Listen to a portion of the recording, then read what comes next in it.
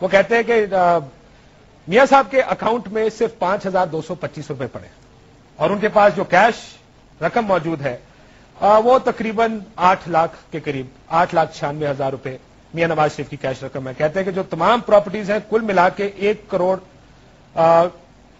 کروڑ کے لگ بھگ ان کی پراپرٹیز کی قیمت ہے، جس میں رائے بینٹ کی پراپرٹی بھی شامل ہے. پھر کہتے ہیں کہ میاں صاحب نے 6 لاکھ اپنی صاحبزادی 6 لاکھ اپنی اہلیہ، 22 اپنی صاحبزادی، 21 اپنے بیٹے کے قرضہ جات ہیں جو انہوں نے دینے ہیں. یہ وہ میاں نواز شریف صاحب کا میں اس لیے کہہ رہا ہوں کہ 123 حلقے میں انہوں نے اپنے ایک گوشوارے جمع کرائے تھے جو 35 لاکھ روپے روزانہ خرچہ کرتے ہیں بقول صدیق الفاروق صاحب. یہ ہے پاکستانی سیاست. ٹیکس کتنا جمع کرایا 2004-05 میں؟ کوئی نہیں. اگر آپ آصف زرداری صاحب کا ٹیکس دیکھیں تو شاید 30 یا 40 ہزار روپے ان کا ٹیکس جمع ہوا. اتنی بڑی بڑی پراپرٹیز کیسے بنتی ہیں؟ یہ صرف اکلوتے سیاستدان نہیں، کیونکہ پارٹی کے ہیڈز ہیں اس لیے ان کا ذکر کر رہا ہوں. انڈسٹریلسٹ کبھی بھی اس طرح پیسے نہیں لیتا کہ 100 ملین ادھر سے لے لیا، 50 ادھر سے لے لیا.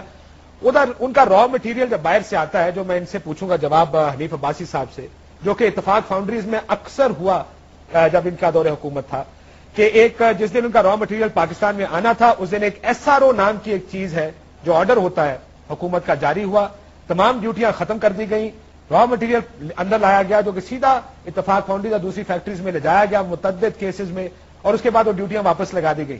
تو ان کو اس طرح کی کمیشنز لینے کی ضرورت نہیں. وہ پیسے جو بنانے ہیں انلیگل طریقے سے اگر بنتے ہیں وہ ایسے بھی بنائے جا سکتے ہیں. حنیف عباسی صاحب سے اس کا جواب لوں گا کیونکہ ایک سائڈ کو نہیں دیکھنا، ہم نے تو تمام سائڈوں کو دیکھنا ہے. تو حنیف عباسی صاحب مسلم لیگ نون کو دفاع کرنے کی اب کوشش کریں گے، اور نواز شریف صاحب کے گوشوارے تو میں نے پہلے ہی بتا دیا کہ 5,000 روپے کیش ہے ان کے پاس، ٹوٹل مالیت تقریباً 1 کروڑ کی ہے. تو یہ کیا چکر ہے اس کا؟ اور ایک کرپشن آپ کے پروگرام میں بھی تھی، اس کا ذکر بھی آپ میڈیا کی کرپشن بھی ہے، فراڈ کی ہے لوگوں نے، سب لوگوں نے. ٹھیک کہہ رہے ہیں. عباسی صاحب جو میں سوال چھوڑ کے گیا تھا آپ سے، یہ کون ثابت کرے گا SRO کب آیا؟ آپ لوگوں کے را مٹیریل فاؤنڈریز کے اور اسٹیل ملوں کے کب پاکستان میں آئے؟ میری بات سنیں، کون اسٹیبلش کرے گا؟ یہ بھی کسی نے کرنا نا جی. دیکھیے میری بات، یہ تو اسٹیبلش کرنے میں آپ کو ٹائم لگ جائے گا نا. تو میں تو آسان فارمولا بتا رہا ہوں کہ اگر کسی نے طور پہ جو آپ کو اسٹیٹ میں آپ کو آسان جو آپ نے اسٹیٹ بینک نے بتایا، عباسی صاحب میں آپ تو اس سے بھی آسان فارمولا آپ کو بتاتا ہوں. آپ کہتے ہیں کہ جی ہم نے ٹیکس دیا کتنا؟ کوئی بھی نہیں. میاں صاحب کے گوشواروں میں میری بات سن لیں.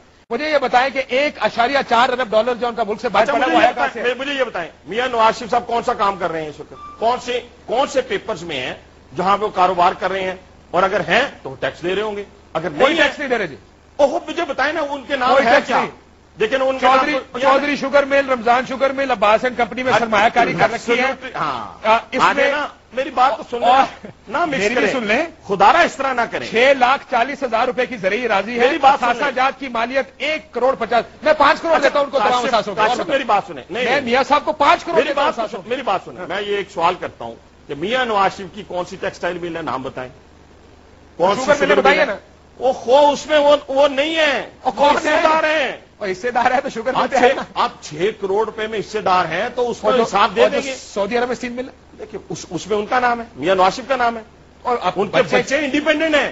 اچھا بچے انڈیپینڈنٹ ہیں. کیا بچہ کول یار کیا بچوں کے پیسے کہاں سے آئے؟ اربوں روپے کی جسٹیفائی کر رہے ہیں نا، وہ جسٹیفائی کر رہے ہیں.